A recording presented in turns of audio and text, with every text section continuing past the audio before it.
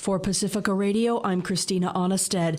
It's the last day of a 6-day truce between Hamas and Israel. U.S. Secretary of State Antony Blinken says talks are ongoing to extend the truce and hostage release. We'd like to see the pause extended because what it has enabled, first and foremost, is hostages being released, coming home, being reunited with their families.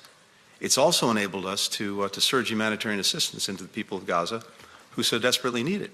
So its continuation, by definition, means that more hostages would be coming home, more assistance would be getting in. So clearly, that's something we want. Further hostage negotiations could include soldiers. 12 hostages in Gaza and 30 imprisoned Palestinian women and children were released last night. Among the remaining hostages in Gaza is a 10-month-old child.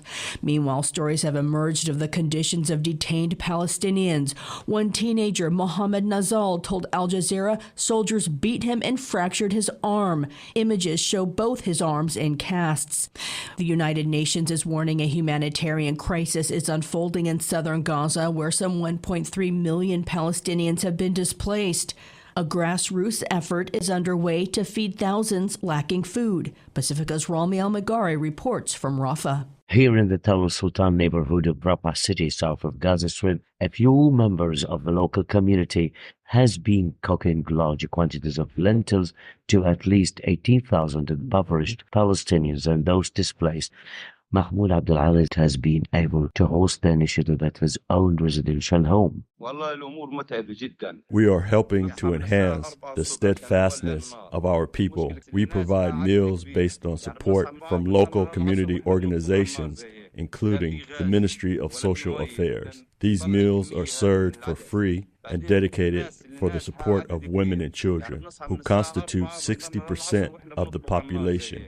Our initiative is one of 4 similar initiatives. His son Ahmed is in charge of food cooking using firewood stoves amidst lack of power supply or cooking gas. It's been pretty hard work. We get up at 4 a.m. to get prepared for the day's work and fire the wood.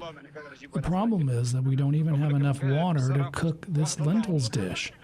We do this work on our own for no charge or wage.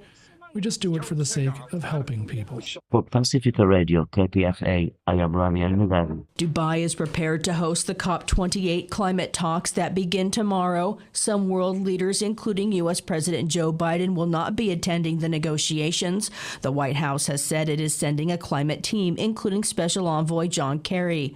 The World Health Organization is looking to have a center stage at this year's summit, calling climate change a matter of global health. Dr. Maria Neira is Director of Environment, Climate Change and Health at the WHO. What WHO is asking to the negotiators at the COP28 is very simple and at the same time very ambitious, but it's about protecting our health. One, the recognition that it's already happening and it's dramatic how much we have vector-borne diseases, waterborne, more cholera, more dengue, more malaria, more displacement, heat waves. So we need to react to that. Second, we need to stop giving subsidies to fossil fuels because that is really killing us. Third, we need to reduce emissions. We need to tell the countries that we need to phase out, to transition very quickly to renewable, clean sources of energy. A report earlier this week found hosting nation United Arab Emirates was using its role to negotiate more oil and gas deals at COP28. Climate justice groups had warned against Dubai's oil czar from hosting the summit, arguing it would mar COP28's purpose. The political arm of the powerful conservative Koch network is endorsing Nikki Haley's presidential campaign. Americans for Prosperity promises to commit its nationwide army of activists and virtually unlimited funds to help Haley defeat former President Donald Trump in the GOP primary contest. The decision is a blow to Florida Governor Ron DeSantis, who's championed conservative priorities but has struggled to emerge as a clear Republican alternative to Trump.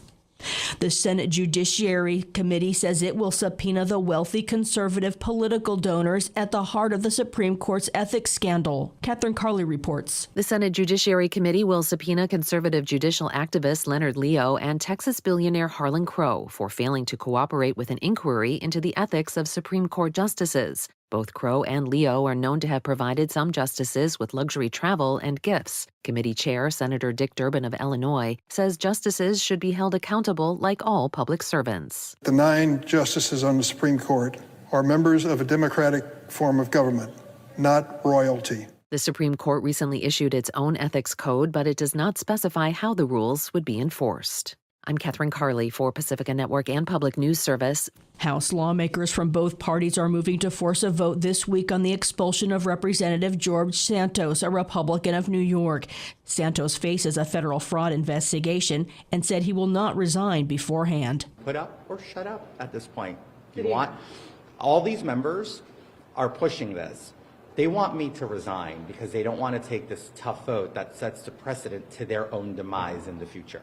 Because they're not immune from all the nonsense that goes on in Washington. California Representative Robert Garcia, a Democrat, moved Tuesday to force an expulsion vote. Hours later, Republicans took similar action on a GOP-sponsored measure. A vote could take place as soon as today. I'm Christina Onnestet, reporting for Pacifica Radio.